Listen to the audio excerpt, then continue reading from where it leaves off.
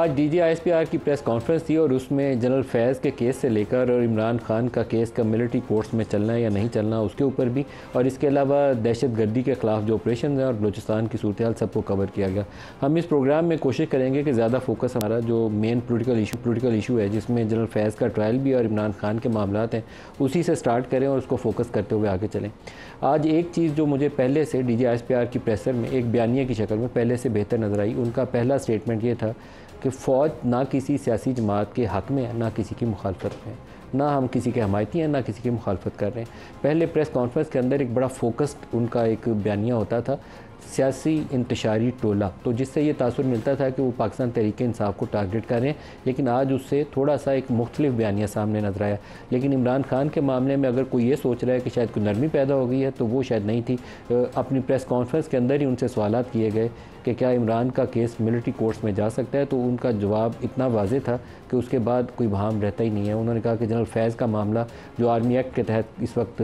Field general court marshal K اندر case ان کا چل رہا ہے، اس کے اندر جو شخص بھی جس کی ضرورت ہوگی یا جس نے وائلیشنز کی ہوں گی یا کسی ملٹری سروس کے اندر یا ملٹری ایکٹ کے نیچے اگر کوئی شخص موجود تھا اور اس کو اس نے سیاسی مقاصد کے لیے استعمال کیا تو ان کے خلاف کارروائی کی جا سکتی ہے۔ بڑا براہ راست اور کلیئر کٹ آنسر تھا، اور آنے والے دنوں میں یہ ایک بڑی سیاسی پیش رفت کے طور پر سامنے آ سکتا ہے۔ پہلا ان کا سٹیٹمنٹ جہاں وہ کسی فوج کو کہتے ہیں کہ یہ ایک قومی فوج ہے، کسی سیاسی جماعت کی ایک کی یا کسی دوسرے کے نہ حق میں ہے نہ خلاف ہے، سنیے وہ کیا کہتے ہیں۔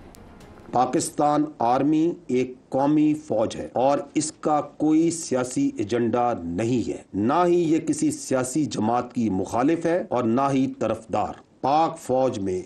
واضح اتفاق رائے ہے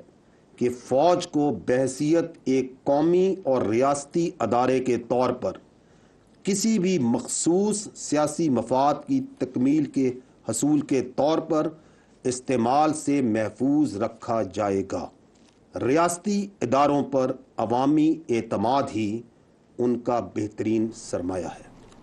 جنرل فیض ان کو ٹاپ سٹی کا ایک کیس ہے، بار بار ہم بتاتے ہیں کہ ٹاپ سٹی کا واقعہ 2017 مئی کے مہینے میں پیش آیا تھا، تو 2024 اگست میں ان کو گرفتاری ٹاپ سٹی کی وجہ سے کرنی تھی، تو پھر آپ کو 2017 میں پکڑنا چاہیے تھا۔ ڈی جی سی سرونگ میجر جنرل تھے وہ، آپ نے اس وقت کیوں نہیں پکڑا؟ لیکن میں پہلے دن جس دن گرفتاری کی خبر آئی تھی تو ہم نے اس دن اپنی اسیسمنٹ دی تھی کہ یہ ممکنہ طور پر 9 مئی سے جڑا کیس ہو سکتا ہے۔ تو آج D G I S P R نے جب اپنی پریس کانفرنس کے اندر جنرل فیض والے معاملات کی وضاحت کرنا شروع کی تو تقریباً انہوں نے یہ بات کہہ ہی دی، صرف یہ نہیں کہا کہ ہم نے 9 مئی میں پکڑا، لیکن انہوں نے کہہ دیا کہ آفٹر ریٹائرمنٹ کسی خاص اگر سیاسی گروپ کی حمایت یا اس کی مخصوص مقاصد حاصل کرنے کے لیے ان کی کوئی ایسی سرگرمیاں تھیں تو ٹھوس شواہد، ان کے الفاظ ہیں، ٹھوس شواہد کی بنا کے اوپر ہم نے ان کو گرفتار کیا۔ سنیے کیا کہتے ہیں۔ لیفٹیننٹ جنرل ریٹائرڈ فیض حمید کیس کے حوالے سے اگر بات کی جائے تو ٹاپ سٹی کیس میں ریٹائرڈ آفیسر کے خلاف باضابطہ طور پر درخواست موصول ہوئی۔ یہ معاملہ منسٹری آف ڈیفنس کے ذریعے پاکستان فوج کو بھجوایا گیا۔ ٹھوس شواہد پر مبنی تفصیلی انکوائری مکمل ہونے کے بعد 12 اگست 2024 کو پاکستان آرمی نے باضابطہ طور پر آگاہ کیا کہ متعلقہ ریٹائرڈ آفیسر نے پاکستان آرمی ایکٹ کی دفعات کی خلاف ورزیاں کی ہیں، اور یہ کہ متعلقہ ریٹائرڈ آفیسر کے حوالے سے ریٹائرمنٹ کے بعد پاکستان آرمی ایکٹ کی خلاف ورزی کے متعدد واقعات بھی سامنے آئے ہیں۔ ان بنیادوں پر فیلڈ جنرل کورٹ مارشل کی کارروائی کا آغاز کیا جا چکا ہے۔ اگر فوج میں کوئی شخص اپنے ذاتی مفادات کے حصول کے لیے کام کرتا ہے یا اپنے ذاتی فائدے کے لیے کسی ایک مخصوص سیاسی ایجنڈے کو پروان چڑھاتا ہے تو پاک فوج کا خود احتسابی کا نظام حرکت میں آ جاتا ہے۔ اپنے ذاتی مفاد کے لیے ایک مخصوص سیاسی سوچ کو پروان چڑھاتا ہے تو فوج کا خود احتسابی نظام، اکاؤنٹیبلٹی کا میکنزم جو ہے وہ ایکٹیویٹ ہو جاتا ہے۔ یہ جنرل فیض کے اوپر براہ راست 9 مئی والی چارج شیٹ ہے۔ عمران خان کیا ملٹری کورٹس میں جائیں گے یا نہیں جائیں گے؟ شاید اس سے زیادہ واضح آپ کو جواب نہیں ملے گا، دکھائیے گا جی۔ ریٹائرڈ آفیسر پہ یہ الزام بھی ہے کہ انہوں نے ذاتی مقاصد کے لیے مخصوص سیاسی عناصر کے اعماء پر قانون کی اور آئینی حدود سے تجاوز کیا۔ اگر کوئی شخص اپنے ذاتی حیثیت میں اپنے ذاتی فائدے کے لیے کوئی غیر قانونی کام کرتا ہے تو بغیر ثبوت اور شواہد کے اس کو کسی اور شخص سے منسلک کرنا مناسب نہیں۔ فوجی قانون کے مطابق کوئی بھی شخص اگر کسی فرد کو یا افراد کو جو آرمی ایکٹ کے تابع ہوں ان کو اپنے ذاتی یا سیاسی مقاصد کے لیے استعمال کرے اور اس کے ثبوت اور شواہد موجود ہوں تو قانون اپنا راستہ خود بنا لے گا۔ جنرل شریف کہہ رہے ہیں کہ جنرل فیض نے ایک خاص پولیٹیکل لیڈر کی ایما کے اوپر کچھ ایکٹیویٹیز کی، اور پھر عمران خان والے سوال کے اوپر جواب میں یہ کہہ رہے ہیں کہ اگر وہ کسی ملٹری ایکٹ کے نیچے یا فوج کے جو رولز کے تابع شخص ہے اس کو سیاسی مقاصد کے لیے استعمال کرتے ہیں تو ان کا کیس بھی اسی طرف آ سکتا ہے، تو دونوں کا کیس لنک ہو جاتا ہے یہاں 9 مئی کے اوپر آ کر۔ پی ٹی آئی کیا اس سے بہت خفا ہے یا ناراض ہے؟ بیرسٹر گوہر کا سٹیٹمنٹ آپ سنیں تو آپ کو شاید اچنبھا ہی ہوگا کہ وہ اس کو انڈورس کر رہے ہیں جو بھی فوج کارروائی کر رہی ہے جنرل فیض کے حوالے سے۔ دکھائی گئی فوج کے ساتھ پورا پاکستان ہے، لیکن یہ تاثر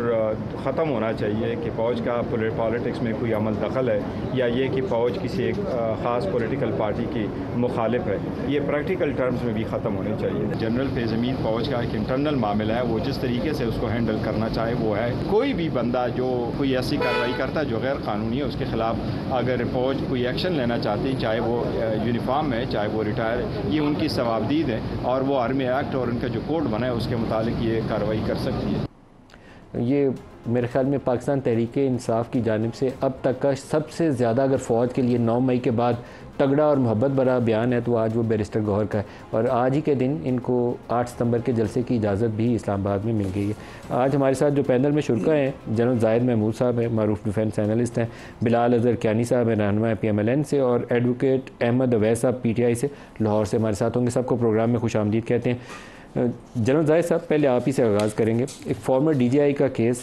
فیلڈ کورٹ مارشل، اور 9 مئی کا حوالہ، براہ راست 9 مئی کا تذکرہ نہیں ہے لیکن جو جنرل صاحب کے الفاظ اور واقعات کا چناؤ ہے وہ براہ راست لنک کر رہے ہیں ان کو 9 مئی۔ آپ کا تجزیہ کیا کہتا ہے؟ Thank you very much Nadeem صاحب، پہلے تو مجھے شوق ہے بلانے کا۔ میری نظر میں پاکستان فوج نے یہ جو ادارے نے فیصلہ کیا ہے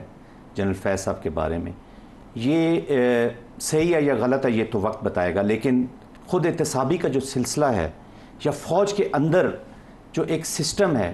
اس کے جو پاکستان کے آئین میں اور قانون میں ایک آفسر کے لیے جو حدود اور قیود رکھی گئی ہیں اس سے کوئی بھی باہر جائے گا تو اس کے خلاف فوج ایکشن لے گی۔ ہم اصل میں جنرل فیض حمید صاحب کا یہ جو کیس ہے اس کو ابھی جو موجودہ حالات ہیں اس میں اس کو ڈسکس کر رہے ہیں، اس پہ بات چیت کر رہے ہیں، یہ ہمارے سامنے ہے۔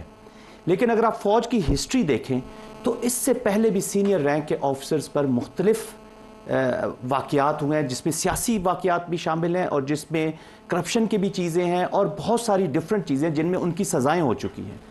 تو NLC کا معاملہ آیا تھا جنرل کیانی کے وقت، اور پھر IGFC کے معاملات آئے تھے، بعد میں بھی اس طرح کے واقعات آئے ہیں، اس میں سزائیں میں کیس آگے چلا۔ لیکن جنرل فیض والے معاملے میں مجھے ایک چیز سرپرائز کرتی ہے، اگر اتنا ریگرس اکاؤنٹیبلٹی کا میکنزم ہے تو مئی 2017 میں ایک پوری فیملی کو اگر ابڈکٹ کیا جاتا ہے، ٹارچر کیا جاتا ہے، زمینیں ہتھیانے کی کوشش کی جاتی ہیں by a major general ranked officer, تو اس کے اوپر DGI ایسا ہی تھے، آپ کا MI کا پورا سیٹ اپ ہوتا ہے نظر رکھنے کے لیے، آرمی چیف کسی نے ان کے اوپر ایکشن نہیں لیا۔ میری نظر میں ندیم صاحب یہ تو چونکہ جو بھی انٹیلیجنس ہے جو جاتی ہے اور چیف آف آرمی سٹاف کی نظر ہر چیز پر ہوتی ہے، آپ کی بات یہاں تک تو صحیح ہے کہ جب یہ اس وقت ہوا تھا تو ابھی یہ اس وقت یہ سلسلہ، لیکن آپ کو میں تھوڑا سا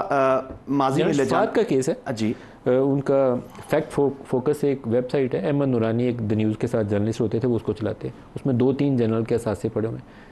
جنہوں نے وہ خبریں شائع کی تھیں وہ جرنلسٹ کیس بھگت رہے ہیں، لیکن میں نے اس کے اوپر کوئی اکاؤنٹیبلٹی نہیں ہوتے دیکھی۔ دیکھیں ہماری پرابلم یہ ہے کہ ہم فوراً خبروں پہ جج کر لیتے ہیں۔ یہاں اس دور میں اتنا کچھ فیک نیوز میں یہ نہیں کہتا کہ وہ غلط کہہ رہے ہوں گے یا جو خبریں آئی ہیں وہ غلط ہوئی ہیں، اس کو فیک ڈکلیئر نہیں کر سکتے انلیس کہ وہ گو تھرو، لیکن میں اور آپ یہاں بیٹھ کر اس کو صحیح بھی ڈکلیئر نہیں کر سکتے۔ وہ صحیح اس لیے کہ اس میں فیملی کے ڈاکومنٹ چھپے ہوں گے، چونکہ میرے پاس اس کی انفارمیشن نہیں ہے۔ جب تک ہم ایک نتیجے پر دیکھیں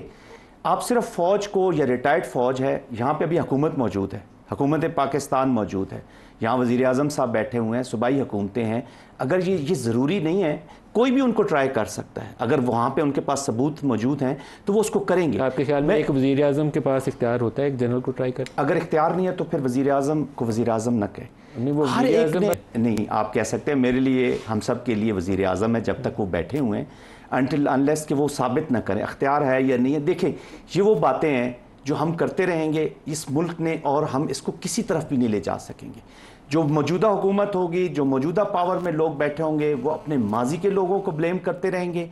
اور جو ماضی میں لوگوں نے جو حکومتیں کی ہیں وہ بیٹھے, تو ہم کہیں بھی نہیں جا رہے, ہم سکٹل کریں گے سارے سسٹم.